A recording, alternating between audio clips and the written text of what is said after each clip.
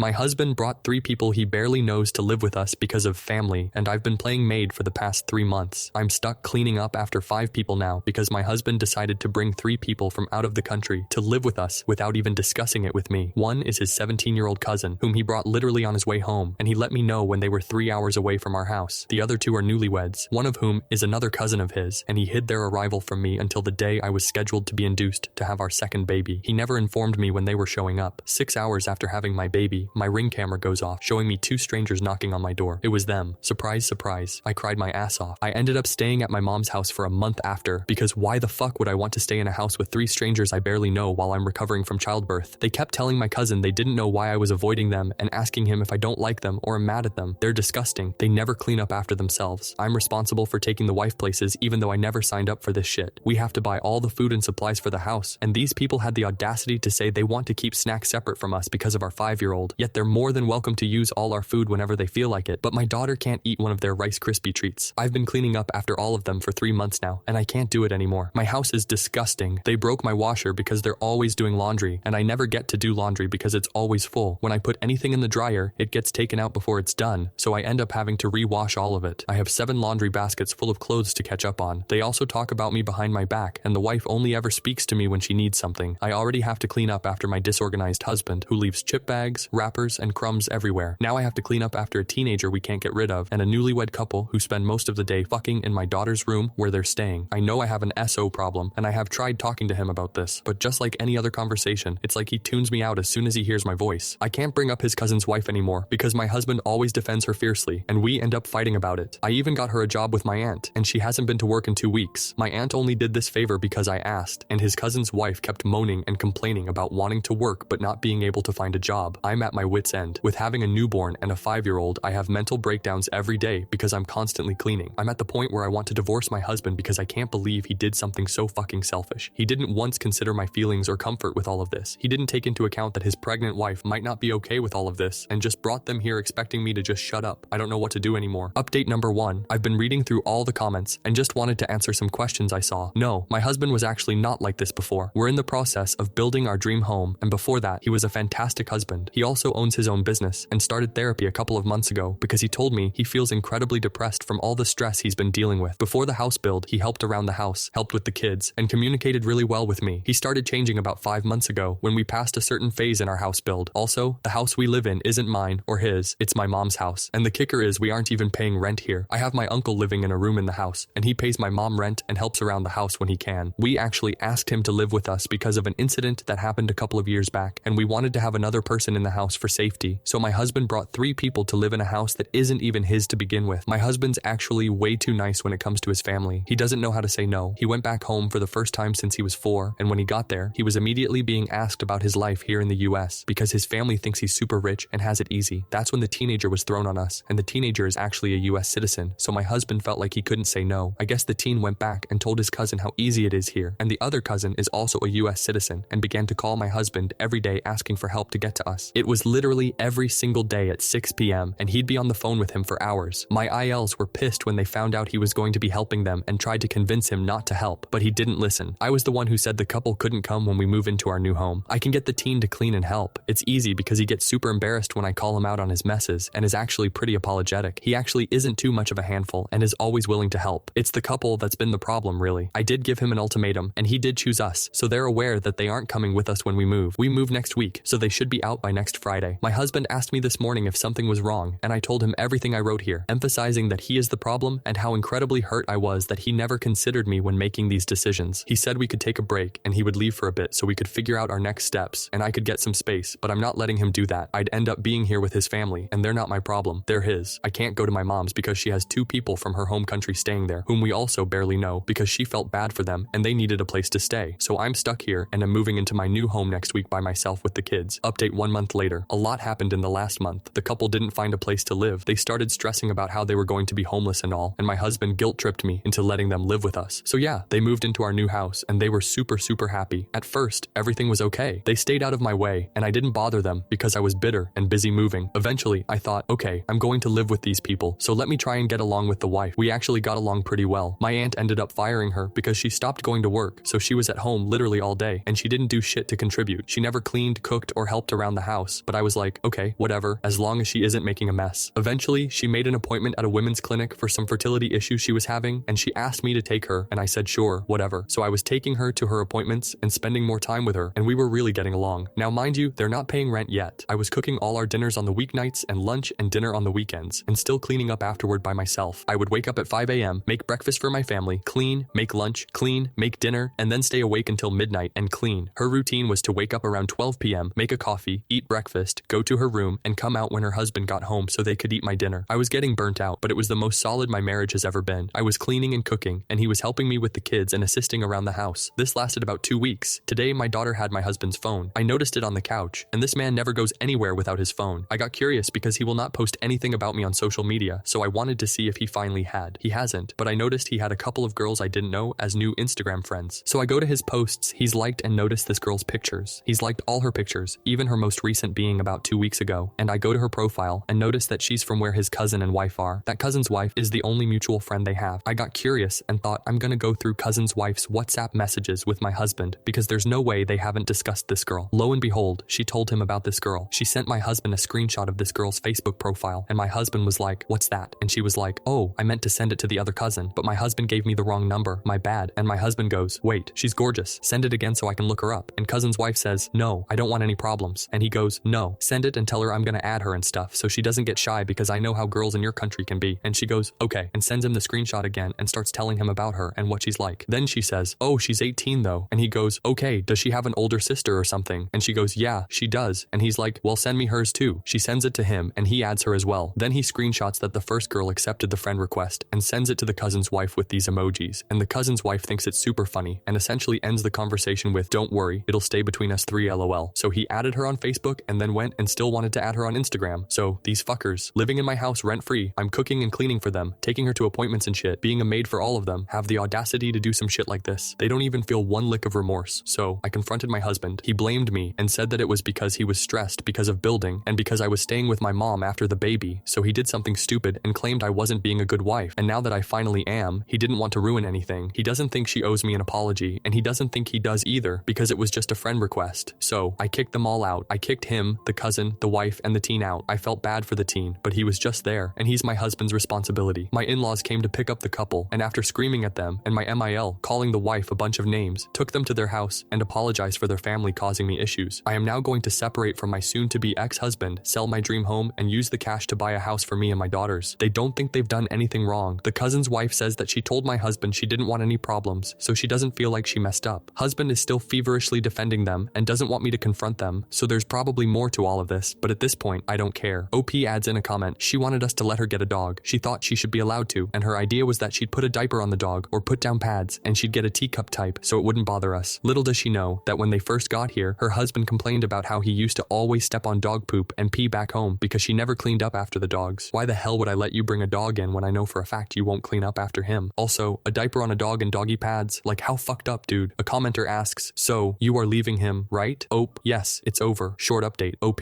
I did leave him, but we still aren't divorced because in my state you have to be separated for a certain amount of time before you can even file, so he's still technically my husband.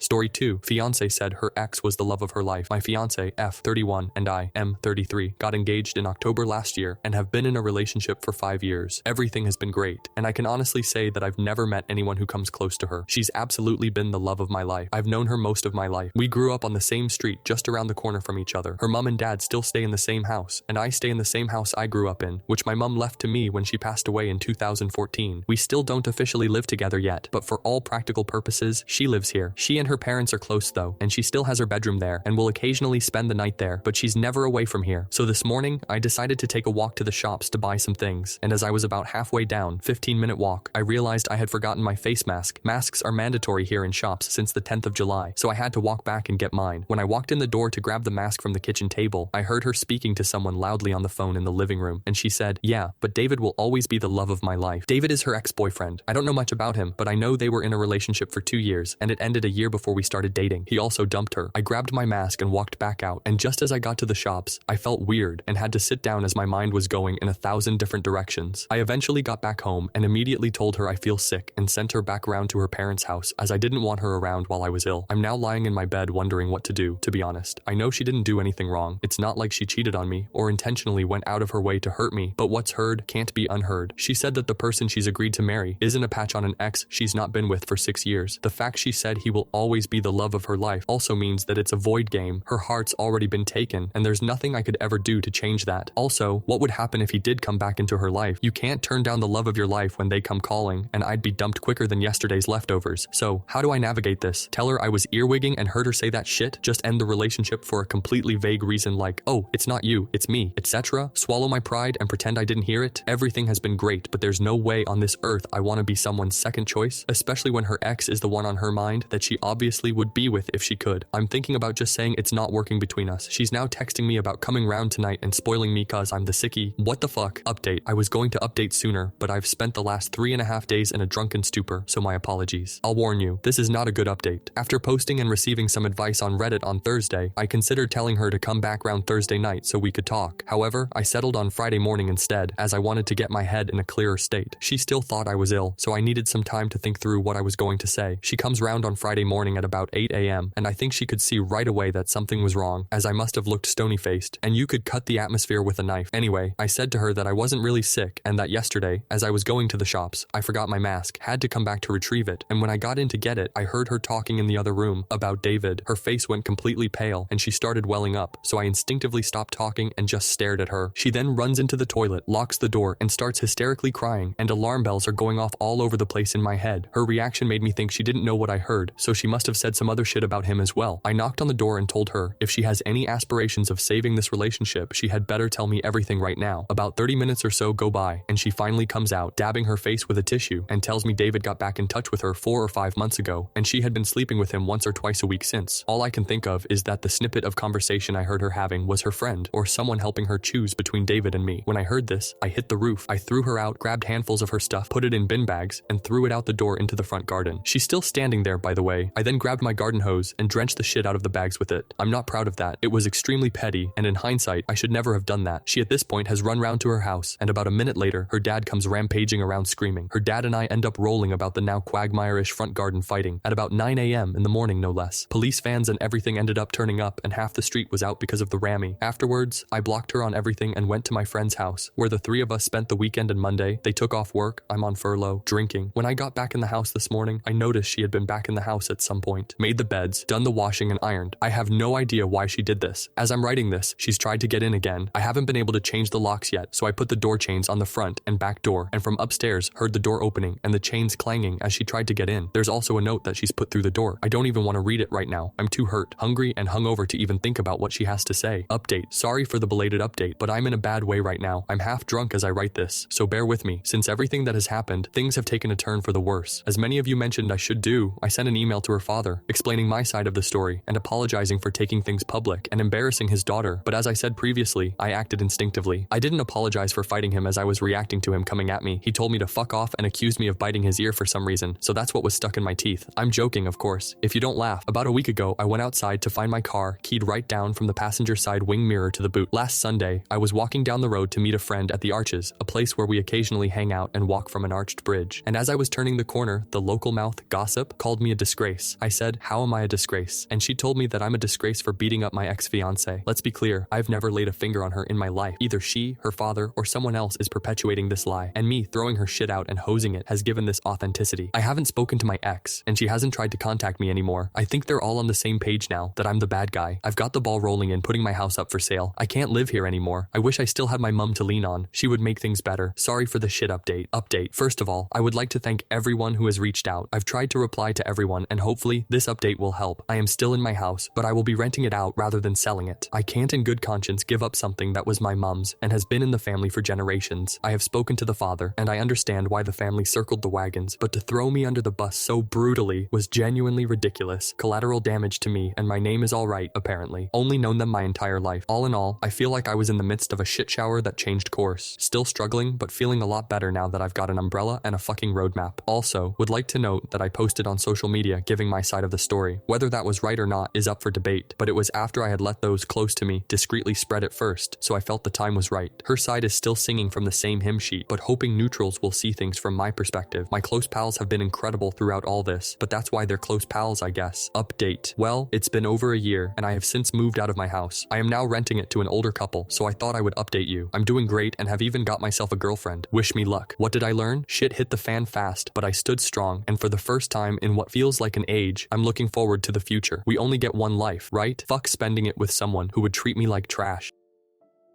Story 3. I'm envious of the relationship my child has with my husband, and I wish my husband still treated me the same. I love my child, but I can't help but feel a twinge of envy whenever I see him interact with my husband. I'd never fault him for it. He has the dad that every kid should have, the dad that lights up at the sight of you, shows up to every sports match, and schedules dad and son outings on the weekend. The trouble I'm having is that it used to be me. I used to be the one that lit up my husband's face. I used to be the one he'd make time to do things with, but I'm not anymore. Before having kids, I was never worried about being pushed to the sidelines. The love a parent has for their kids is a different type of love than they have for their spouse. And it is, but I didn't realize there would be a cap on the quantity. There is no love left for me. I get the tidbits, the scraps, the leftovers. We've been married for 16 years at this point. Didn't even have our child until 10 years in. We had a strong marriage. We made time for each other. Went on dates. Had exciting, passionate, mind-mush-inducing sex 3 to 5 times a week. We would greet each other with a smile, hug, and a kiss when the other got home. Then around age 3, poof, it was gone. Now, when my husband comes home, I get a placating pat on the back or a kiss on top of my head, while our child receives an excited open arms hug, spinning around while happily screeching, "Daddy." If I try to give my husband a real kiss, he'll turn his cheek and say he just got home and is stressed. There are no more date nights. We don't live near family who could babysit, and he isn't comfortable having someone we don't know well watch the kiddo until they're older. Sex is now 3 to 4 times per month. If I try to initiate, it's a turnoff for him because I'm too forward and eager. I come across as desperate, so I wait and wait and wait for whenever my husband remembers that I happen to be around and should throw me a boner every once in a while. It's not like we haven't talked about it. There are no secrets. I try to be more understanding of his work stress, and he says he'll be more receptive to my needs. That'll last a week before going back to the status quo. This morning, I wake up and roll over to kiss my husband good morning, and he puts a hand out to stop me, saying he's busy on his phone with a work text. And he was. I read the text, but not 1 minute later, our son ran into our room and jumped up. My husband immediately put down that oh-so-important work text to hug and snuggle. So, this is my life. I set a daily timer to allow myself to cry for 15 minutes when no one else is around. Every time I see my child's face light up at the sight of his dad, I feel so much joy, but deep down, I wonder why we both can't be loved. I don't have a cap on how much love I can feel or give. My love language is physical touch, and I feel duped. The epitome of the late 30s housewife cliche whose husband is sick of her. I never knew a person could feel such vast loneliness while sitting less than 3 feet away from someone who vowed to spend the rest of their lives together. This fucking sucks. Edit. This got a lot more attention than expected. I appreciate the helpful comments. I'm going to have one more conversation with my husband, essentially laying everything out and insisting on couples counseling. During our past conversations, I did express myself fully, and things would get better for a bit, then go back to sucking. I think I'm at the point where I'm not willing to return to our new status quo, so that'll be different. Of course, this being Reddit, there were also a lot of off-the-wall assumptions that I'll address. I'm not jealous of my child. I purposefully chose the word envy because it's a feeling of wanting what someone else has, whereas jealous has a threatening connotation to it and involves resentment. There's absolutely no resentment here. To those saying I'm going to go crazy, I would never hurt my child, nor have I ever. My husband is also not a danger to me. I have never cheated, nor have I gotten fat and lazy. For those wondering why my husband has the sudden change, I did reply to one commenter shortly after posting about my husband's terrible childhood, and he thought the toddler years would be difficult for him to process. But we seem to be stuck with a huge wall between us now. My husband is in individual therapy, 12 years, but I am currently not. I'll have to look into online options since I don't have a sitter. I have my own hobbies and group of friends that I go out with, but I'd still enjoy spending time with a husband who wants me. Otherwise, we're just awkward roommates. No, I'm not a sex-crazed maniac. Didn't realize wanting weekend sex, and maybe once during the week, was considered unreasonable to some. It never was a problem before, and my husband hasn't really discussed it with me now, just rebuffed and avoided me. Lastly, I'm not a mooch living off my husband's hard work. While I mentioned being a housewife, that doesn't mean I don't work. I left my regular full-time job after having the baby since my pay wouldn't cover daycare, but I've transitioned to running my own company online while taking care of my child and maintaining the house. I'm making more than twice as much as I was before the baby while still handling all the housewife duties. I can be fully self-sufficient if needed. Update. Even though I shouldn't have been, I was quite surprised at all the negativity I received. Comments saying how I was the problem, had unrealistic expectations, or even were comparing me to a book character who offs her children. It was also eye-opening how many people thought having a healthy relationship was a fantasy, or that I was living in a romance novel. Also, it was never about me being jealous of our child. It was a way to show the contrast of how differently I'm treated versus the capacity for affection that's possible. So many people glossed over that and decided to create their own narrative. Onto the update. I ended up showing my husband the post that evening and sat silently while he read it and everyone's comments. Partway through, I noticed tears falling. He told me he didn't realize I felt this way. I asked how it could be a surprise when I've literally told him this more than once. I told him I was at my breaking point. I felt like I was put on a shelf, stuck in suspended animation, waiting for the time he remembers I'm around. He ended up calling his therapist, and my husband invited me to sit in on an emergency therapy session the next day with him. Essentially, in their sessions, they've been focusing on healing my husband's relationship with his childhood so that he can be a good father instead of an avoidant, detached parent. Being around our child at the same age my husband's trauma started has been extremely triggering for him, and he's been putting up lots of walls and internalizing his feelings. What has also happened is that my husband has been mentally focused so much on his past and childhood, he's shut down all affection toward me. He's built an emotionally numb bubble to live in as a coping strategy. In the session, my husband said that reading my post was a wake-up call and made him realize he was about to lose me. He doesn't want a divorce and wanted me to ask any questions I have in this safe space. The answers I got were that there is an element of depression, but no self-destructive coping mechanisms like infidelity, gambling, drugs, etc. I can only take my husband's word for it. His therapist did say that he sees no indicators of those. The therapist focuses on my husband's type of trauma, so I can only trust his expertise as well. So while my husband's therapist won't see us as a couple, he said, having me attend a session was beneficial since he was only getting one side of the relationship dynamics and was under the impression all was well-ish, or at least not at a breaking point. His therapist gave us a recommendation for a trauma couples therapist that we've made an appointment for. We left the emergency sessions with some actionable tips and reading material for me to better understand what was going on. My husband has had a few one-on-one sessions with his therapist since the one with me, and he shared they're working on him being more present in our relationship instead of focusing only on our child. I'm hopeful for our upcoming couples session. In the past, I never wanted to go to couples therapy because it's portrayed in media that both sides air grievances about the other and treat the other spouse like a verbal punching bag. I don't find that helpful, but after talking with our couples therapist on the phone, we're going to focus on strategies to rebuild intimacy with each other and go from there. No more living like awkward roommates. There's still lots of love in our relationship that wasn't being given enough oxygen to thrive. We have some work to do, but are both committed to working together.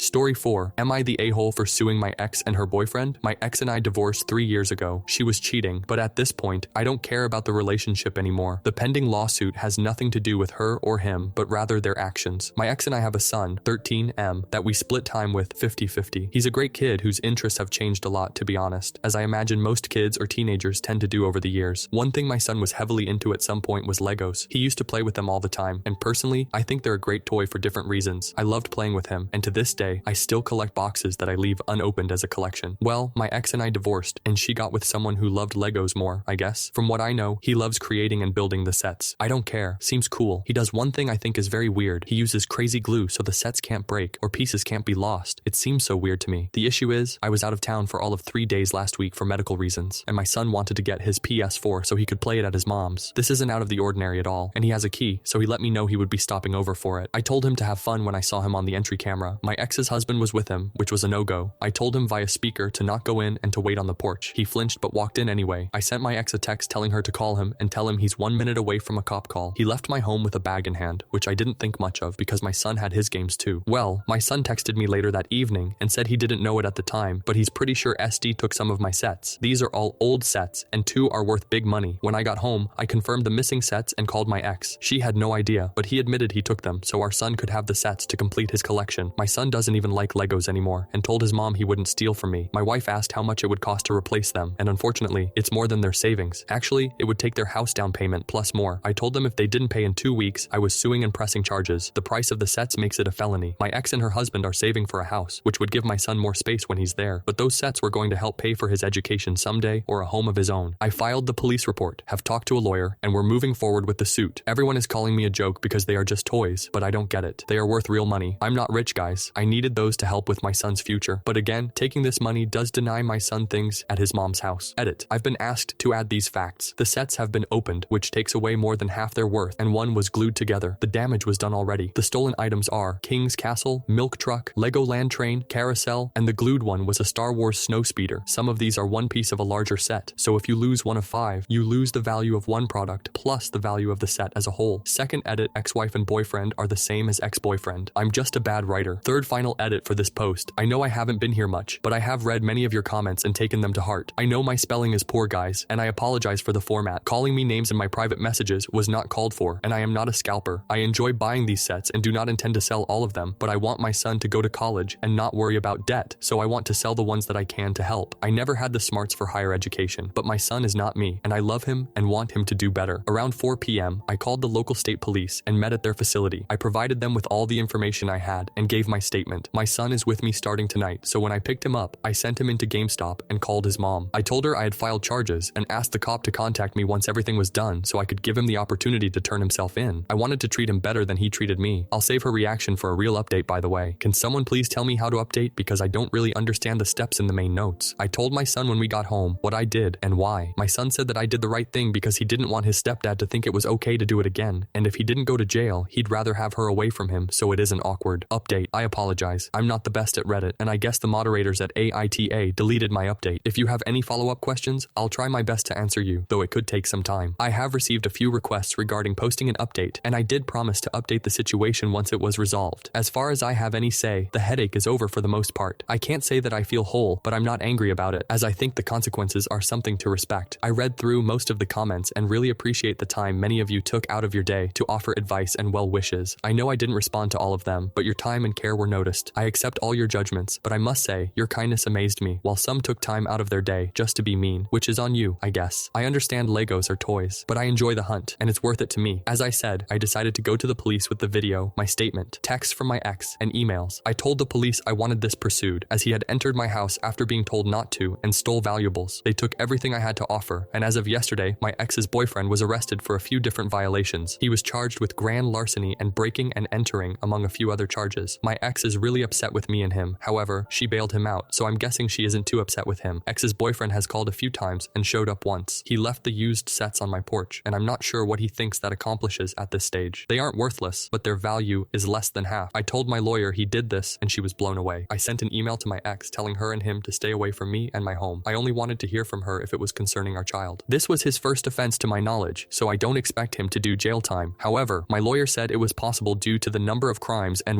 how they took place. Apparently, doing that during the day is worse, and he did it in front of my child, which doesn't help him. I expect a lengthy probation, to be honest with all of you, but I'm very far from a legal expert. I spoke to the lawyer on Tuesday this week regarding the loss, and unfortunately, I'm looking at a tough road ahead. The pieces stolen are valued at what they sell at auction, which the local DA will decide which auctions are reputable, so that could go different ways. Moreover, the fact the boyfriend broke up my sets was irrelevant. The lawyer said it would be like stealing one baseball card out of an entire set and burning it. You are only owed the value of that one card, even if you can't get that one card again. The fact he returned them is an admission of guilt, she said, and we could definitely reclaim the amount of money an unopened set for each would be worth, but it doesn't make the matter better, in my opinion. I know a lot of you thought 10 to 20,000 wasn't nearly enough for a house down payment, but in my neck of the woods, it's plenty, and my lawyer recommended we go forward with a civil suit, and I agreed. With that and the legal charges, I feel that is well enough. I will have enough in savings and Lego stock, LOL, to fund his 4 years at a good state school. I wish I could do more, but you can't win them all. My son has been staying with me full-time as he feels it's awkward at his mom's, and he's pretty upset with his mom about the whole thing, but I'm trying to smooth that over as best I can, considering the circumstances. He's asked to stay here full-time, which I support, and I told his mom as much. I told her we could do it through the courts or keep it simple, and I think she wants to keep it simple. I haven't thought much about child support, but I don't think asking for a small amount would be bad. I don't want to break my ex, but our kid should come first. Thank you to everyone for their well wishes and thoughts. Best of luck to everyone out there. Again, if you have any questions, I'll try my best to answer them.